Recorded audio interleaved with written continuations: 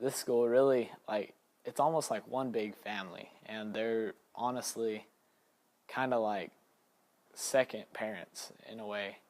They, you can go to them about anything. They really know how to reach to you and make you understand what's going on and why it's going on, what the consequences will be, and what values you can learn from it. When a student has behavior issues, you've got to be able to make them understand their responsibility. They've got to be aware that their actions have consequences, whether they're positive actions with positive consequences or negative actions, they're going to have negative consequences. Instead of this negative action that I was trying to get attention with, what can I do that could get me positive attention? So it's a series of questions I feel like you have to ask them to kind of guide them where you want them to go, so they understand that what they did was wrong, and so they can figure out what they can do in the future so that so they can get more of a positive reaction from their teachers and administrators rather than a negative reaction. In my classroom, we do a lot of role playing, especially at the beginning of the year.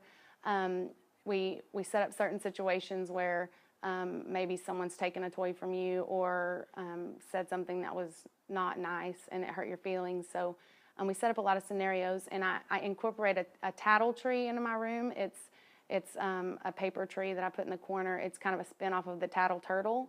But, you know, in the tattle tree poem, it says, you know, if you're cut, you're bleeding, you're hurt, you're bruised, anything like that, then definitely come tell me so that I can help you. So it separates the important with the not as important. But then also I integrate a conflict corner where, you know, if kids are playing in centers or they're working together, if someone does something that, you know, offends the other child or they don't like it or whatever, then that person has to request that the student go to the conflict corner with them, and they go to the conflict corner and they use their words to tell the student what's wrong, and then the student has to listen. Bottom of it. And but you know, I think that kids need rules and boundaries and limitations. I think that's when they thrive.